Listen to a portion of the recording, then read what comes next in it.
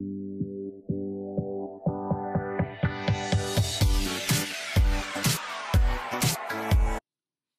everyone, so today I am going to do a polymer clay for beginners video.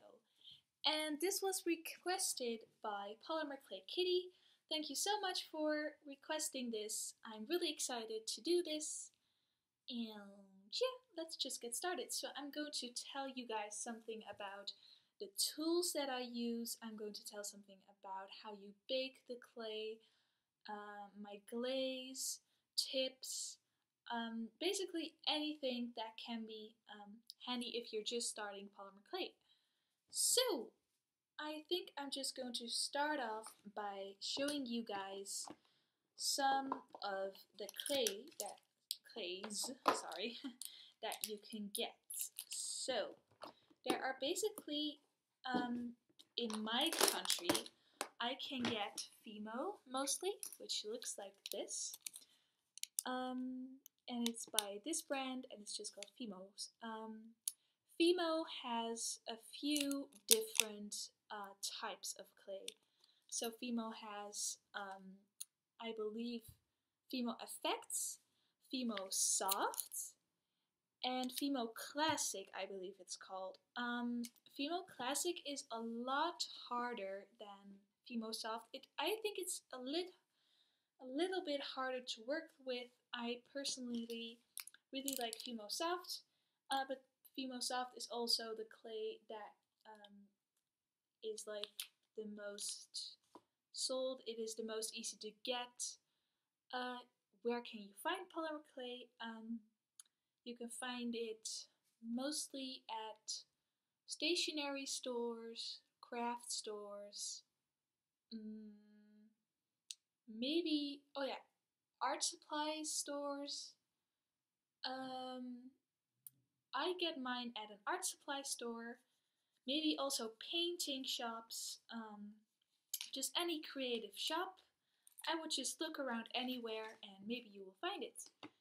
So, there are also a lot of cheaper brands of polymer clay.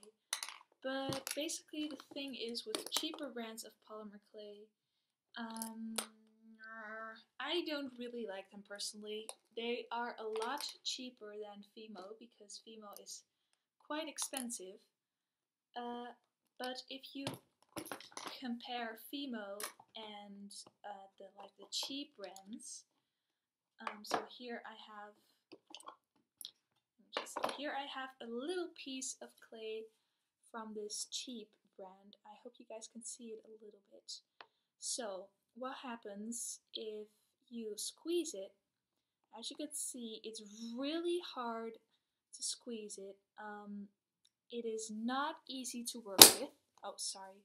It is not easy to work with. It is really hard, and I just don't like it at all. You have to condition it very well before you start working with it. And with Fimo Soft, when you have like a ball like this and you do this, you immediately have a flat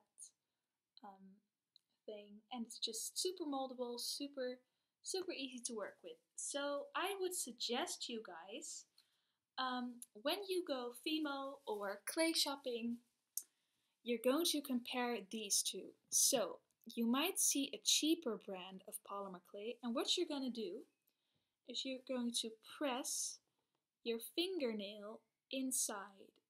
If you feel that it is quite hard and it is not easy to press your fingernail in, it is not a very good clay. This works best when the clay is still in its packaging, so that's great. Basically, if it's very easy to knead, or it's very easy to press your fingernail in, it's a good clay. So that's my tip for buying polymer clay. I know that a lot of other YouTubers have also done this, but I also have some of my personal tips involved, so I think this might be pretty helpful. Okay, so now part 2, let's go on to tools. So here are just a few basic tools that I use. There are a lot of people that also use clay tools, like those really big packs, but these are just the main tools that I use. Very important is, of course, a blade. I use this is pretty, I don't know, it's a pretty dangerous blade, I know, but I can handle it. This is just one of these blades. I like them because they're quite easy to handle.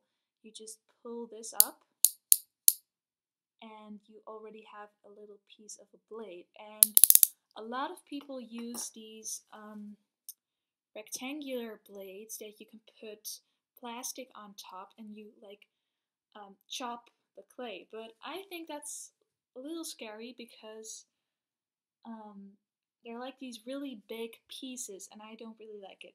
So I just use a blade like this. This is like, I don't know, it's called an NT cutter, I don't know. But I would suggest this or an X-OXO knife or a razor blade. Not a razor blade. Oh my god, did I just say razor blade? I didn't mean a razor blade, sorry. So, an X-OXO knife or one of these.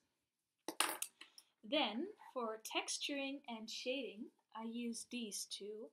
These are just really old paintbrushes that I don't use anymore. For texturing, I use this one. And as you might be able to see, this one has quite sturdy, hard hair. So it's not soft at all. For texturing, you want to use a brush that has quite hard hair. And it shouldn't be too soft because you want to make little, I don't know how you call it, crumbs, I guess. So if you're gonna use a really soft brush, it's not gonna work. And for shading, I use a really soft brush, a tiny one for little pastries. You want your shading brush to be soft and quite small.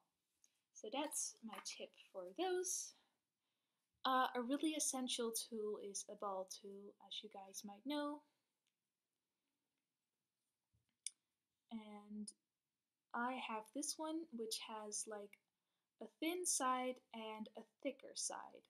Basically, this is a ball tool by Essence, so it's actually used for nail art. So if you really want a ball tool, you can always go to your local drugstore because they always have like these nail art tools and they work great for polymer clay. I also have this one.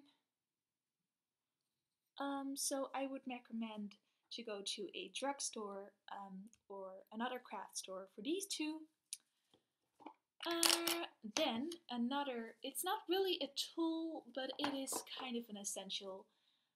Chalk pastels, you guys might know these. I use these ones by Rembrandt, which is a Dutch brand, so it's quite easy for me to get.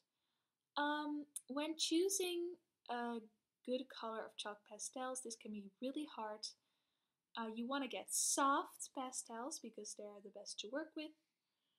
And you might be able to do this with your chalk pastel so you can see how the color looks on skin colored polymer clay, because I use for making pastries I mostly use skin colored clays.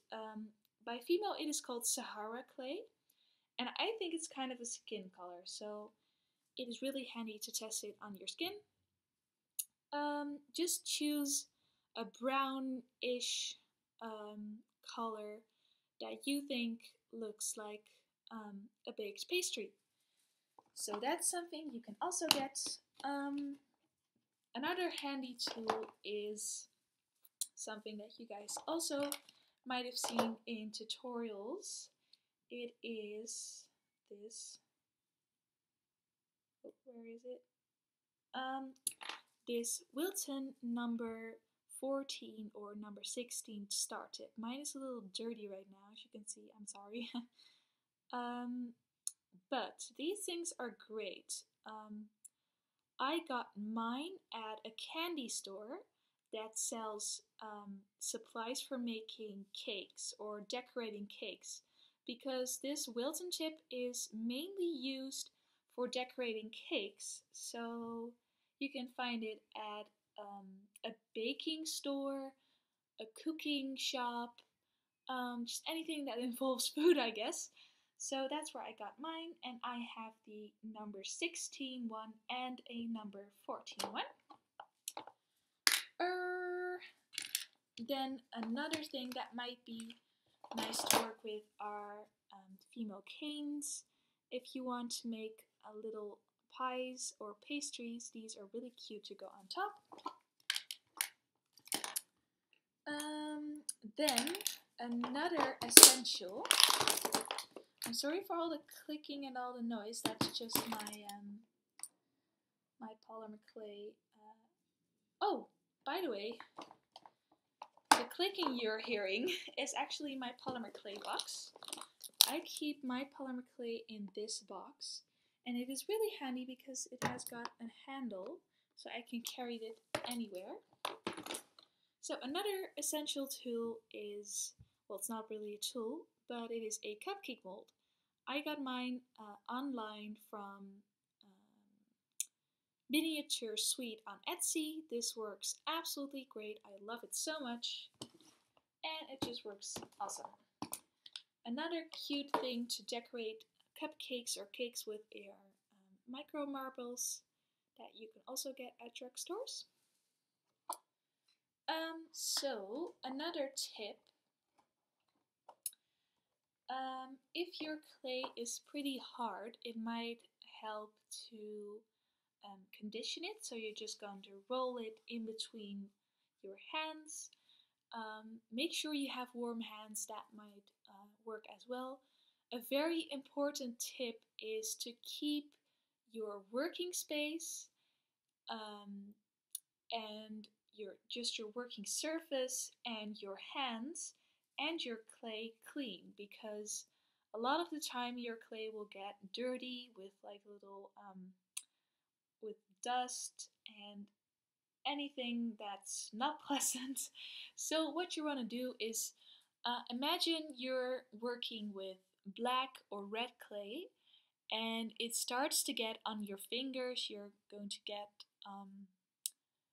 a little bit of white clay and black on your fingers, and then you're going to work with white clay, and then the white is going to look red or black, and you don't want that to happen. So I would suggest to either wipe your hands off with baby wipes or just wash your hands, because that prevents your clay from getting dirty.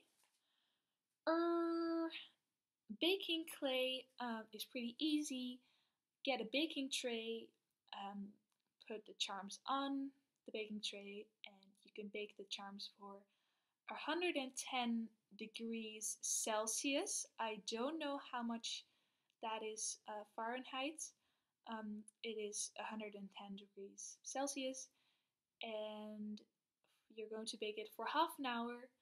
If you bake it too long, your creations will start to get black or brown, and they will stick to your baking tray. I had that once, and it's not very pleasant because you can't get your charms off, and if you made something really pretty, it can be really frustrating if you can't get your creations off your baking tray. Oh, last thing I want to mention, eye pins and head pins. My tip for using eye pins or head pins is basically I use head pins, and that is because these are head pins, and that is because I have quite a lot of trouble with using eye pins because they tend to fall out of my creations, which I really hate. But the thing about hat pins is that you have like, um, so the thing with hat pins is that you have your creation and you're going to pierce the hat pin through.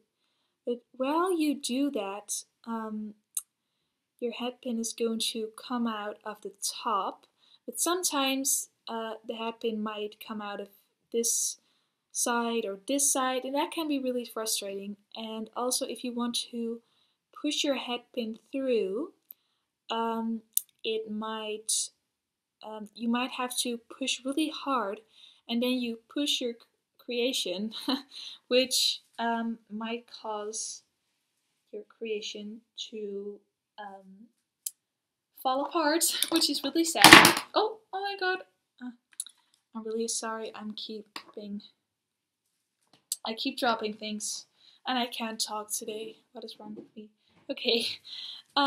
Next thing I want to talk about is glaze.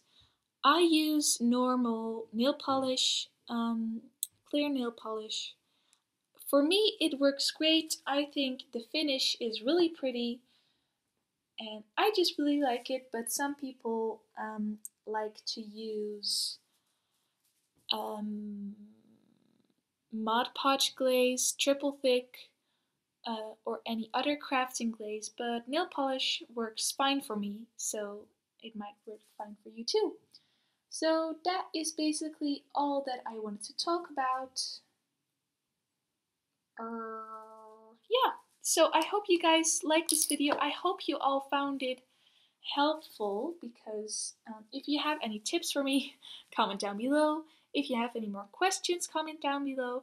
I would be happy to hear. So yeah. Bye guys, thank you so much for watching.